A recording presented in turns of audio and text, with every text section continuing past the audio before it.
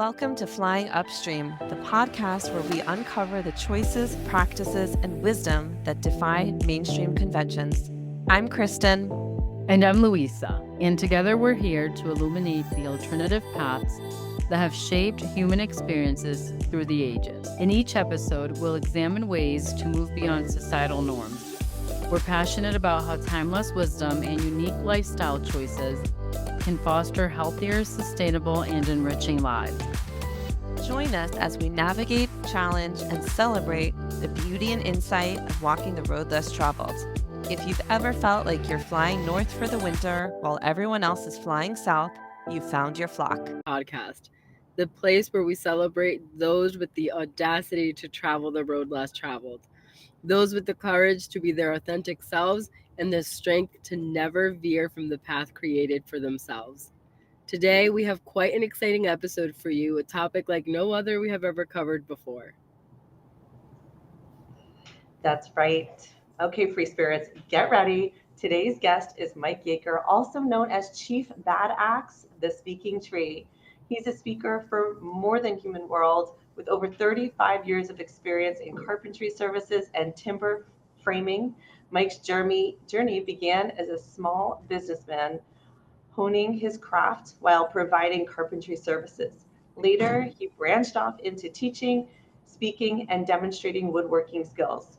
An artist, writer, poet, and timber frame carpenter, Mike brings a unique perspective to his work. His passion for working with his hands and kinesthetic learning style have fueled his desire to empower others to reconnect with their creativity and well-being. Mike, welcome to the podcast. Thank you for having me. I'm excited to be here with you all.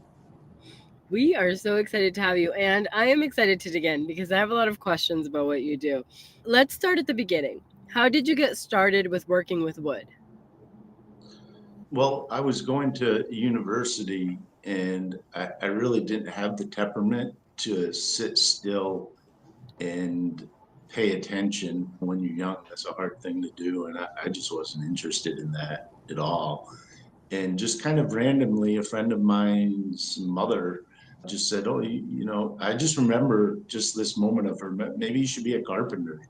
And so I kind of took that to heart, and it really worked out for me. I feel like I stumbled into it, but it was just real natural for me. I just enjoyed working with my hands. It really worked with my personality and everything I like to do. So that was the beginning for me. And yeah, once you start working with wood, it can take you in so many different directions, and that's kind of what happened. So, yeah. Isn't it interesting to think how one little comment can really change the trajectory of your whole life? I love that. Yeah. So tell us more. What was the moment that made you make the shift from branching off into teaching, speaking, and demonstrating the woodworking skills? Oh, well, that's a great question. I'm not sure it was one particular moment, but there was a time as I started to age where I realized that I really wasn't prepared for a life that the hard work that I was doing just was unsustainable. Timber framing is an extremely physically arduous craft.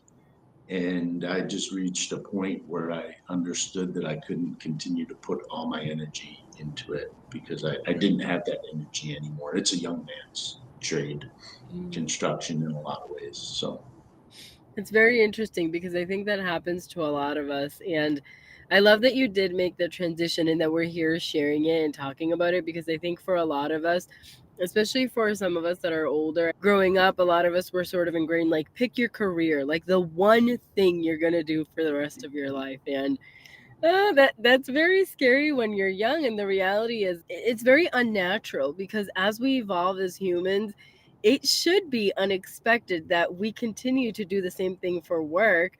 People who are lucky enough, like you, to find something that they love enough to traverse from the physical to other aspects that are easier for you, teaching and being a speaker about it. That's a beautiful thing. So you are called Chief Bad Axe, the Speaking Tree. Tell us how that came to be. well, that's a really, really long story, but I guess the roots of it was I had signed a contract with the county. This was almost 15 years ago. It was April Fool's Day, 2009.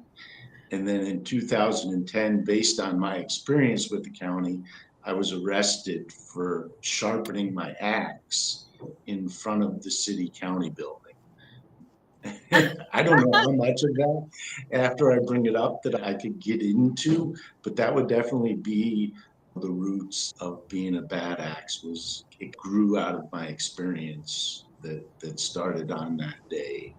So not getting along with the government is where the bad axe comes from. What about the speaking tree part? What is that Well, about? I think that was weaved in, and like I said, it was a long story, and it seemed like the Chief Bad Axe didn't really cover everything that the story enveloped for me. And so the speaking tree kind of came out of that. It was all so organic, so I can't exactly pinpoint it, but I would say for sure that it was having a sense that the world is out of balance, which is way more apparent now than maybe when this first started for me, and that an alternative perspective and alternative voices needed saying. And so this was what I took as a calling to maybe be a voice for a part of the world that in so many ways we look so outward but we don't look inward, and we really need to have a new posture as humans towards how we view the rest of the world and how we live on this planet. And so I feel like the speaking tree came about to express some of that. And I of love course that. it's morphed a little bit as I move forward and try it to make have a more meaningful and positive message for people, because the world can be so overwhelming and scary with if you look at the news and everything that's going on. And my own personal path through some of that kind of led me to a point where I felt like I wanted to come up with more of a positive message and something people can pivot towards in their own life that can help them deal with this and move forward in the world. And so the craftsmanship became, and working with one's hands becomes like a medicine. It's always been a medicine for me. And I look out on the world and I see so much anxiety and depression. And that's as someone who works with their hands, that's not something when I was younger, as I see all these young people and I understand why have all these problems, because we live in our heads as humans. Modern technology has really moved us into our heads. And so I think it's a great opportunity by working with our hands, regrounding ourselves in what it is that makes us humans, because our hands are what separates and elevates humans from all the other forms of intelligence on this planet. And so technology has really just taken us out of our bodies and into our minds. And I think working with our hands and doing woodworking is a way that we can ground in our bodies and maybe find some comfort in our bodies and a new perspective on the world on a personal level. So, I think that it's just so fascinating what you're saying about the state of the world today. And I want to take that a step further because you talked a lot about working with our hands and how impactful that is on our own creativity and the direction of our species, I guess. So I'm curious to know if you've ever had an experience where just the physical act of woodworking has led you to a profound spiritual insight. no particular experience, but the cumulative effect of working with the material over years and years and years, this sort of attitude has crept in where I can look back and say, really, I was communing with nature while I was working. I had my head down. I had my head down in my work, which they talk about flow states. For me, that was just an incredible flow state. And I think I was in it for almost a decade in a certain way. And it was really difficult to not be able to keep that because I love the work so much. But yeah, but looking back, just you're working with the material, it's a conversation and a lot of stuff seeps in. Do you feel like your connection in your artistic expression in working with the wood has contributed to your ability to connect with yourself? And if so, how can you best explain that? I think I experience it maybe like someone who takes up meditation experience it. It's a real internal spiritual process. I just turned to teaching really that this is in the last year that I've really started putting my effort in doing a lot of teaching and pushing that aspect of it. And so I've had the opportunity to reflect upon what the work is meant to me and what the work is. And it's as much meditation as anything. It's really it's being in the present moment. It's a form of mindfulness. And then the other side of the mindfulness is it's not barren. You're also interacting with another material that kind of has a say in what's going on and from moment to moment. I view that as communing or a conversation with nature, and then, but also a conversation with myself, because there is no, we are nature. And I think that's what we're needing to learn. We see ourselves as separate, but I think the world is going through an elevation and ascension. And it's like either evolve or die. And part of evolving, I think, us as humans, we need to once again live as part of the planet, not as separate from it. So there's a big thing with harmony and separation with the world that we live in that has been my own personal journey, and I'm still on that journey. And so just want to share what I've found, because I know that I walk a different path than so many different people. And I just, again, I look out on the world and it seems like they need something to be hopeful about, maybe some new direction, some healing. Lots of healing, I think, is probably everywhere you turn. Yeah, I agree totally. I think the world does need a lot of healing right now, and I see it coming too with people like you doing all this good work. I'm curious to know how you find a balance in doing the work that you do with the woodworking, with also sourcing materials in a sustainable way. So, still wanting to help the planet, but also balance what you're getting from the work too. Yeah. In the part of the world that I live in, there's so much material, and it's really outside. I think our overuse of resources on this planet, it's systemic. There's also abundance all around us, so I feel like the material is abundant, so it's not a sustainability issue. In fact, in this part of the country, I'm from Wisconsin here, people who take down trees in cities like that, they don't even know what to do with the material that they come with. It's like garbage to them. Sometimes they take it to the dump. There's probably more resources than we think. It's more just the systems and how they use them that are really, I'm not sure if it's the right word, but kind of corrupt the planet. But the planet is ready to be abundant, and it still is abundant. And it just wants a break from the domination of humans and everything humans believe they need from the planet that we just take.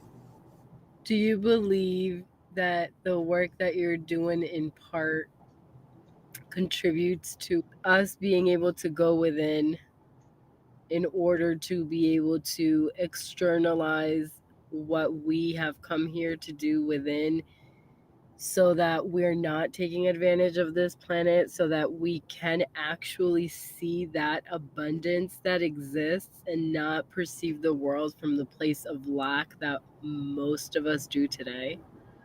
I think it could lead to that. I think it's an individual. I think of it mostly as a pivot, giving people an opportunity to turn inwards and have work in their hands and have the peace of mind that comes when you're working with your hands, because it really gives your mind a rest.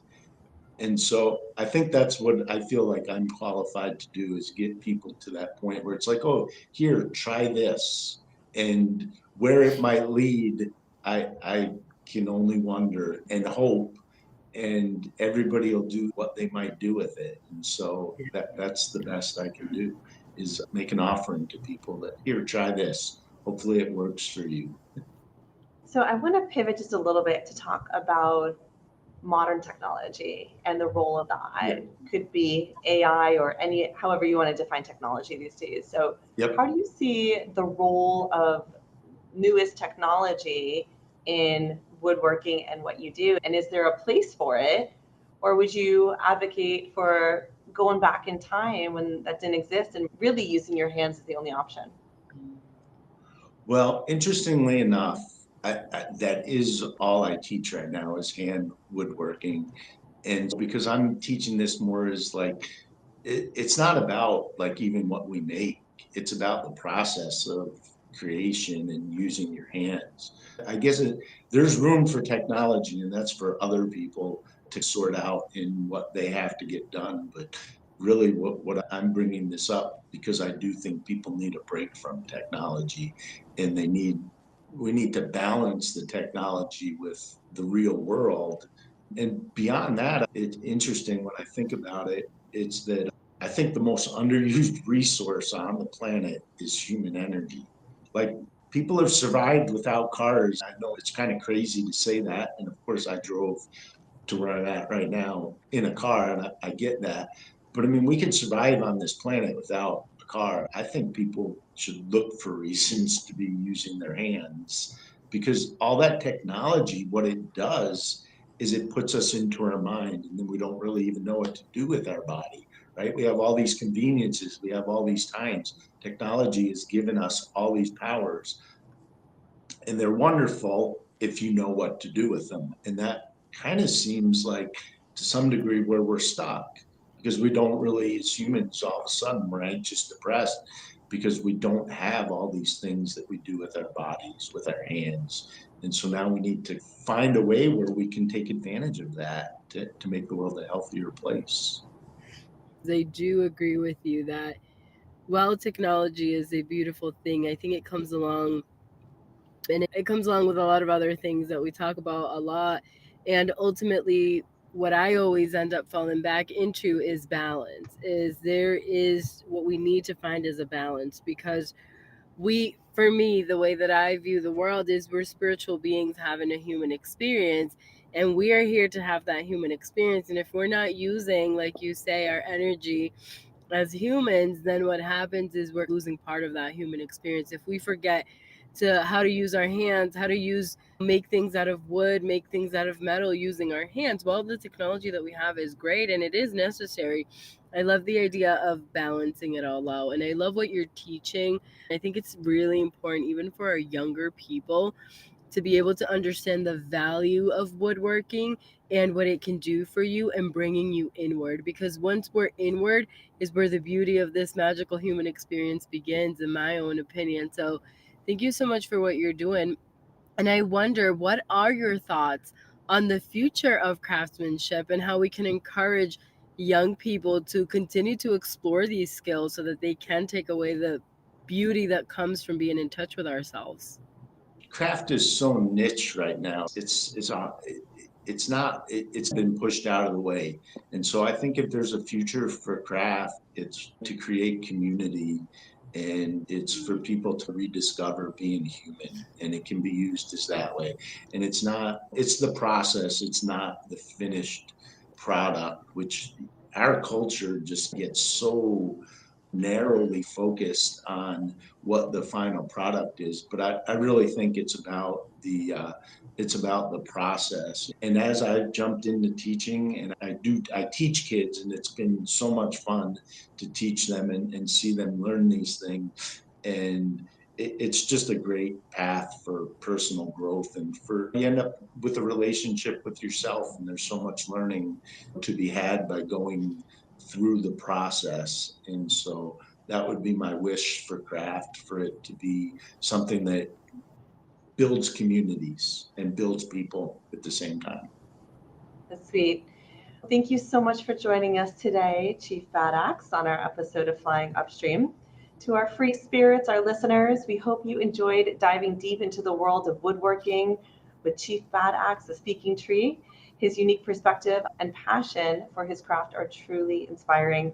Don't forget to subscribe to our podcast for more insightful conversations. All right, free spirits, that's all the time we have for today on Flying Upstream. We hope this episode sparked your curiosity and ignited a desire to explore the extraordinary paths less traveled. Even when the current feels strong, a whole world of possibilities awaits. We'll see you next time on the other side of mainstream. So keep questioning, keep challenging, and most importantly, keep flying upstream.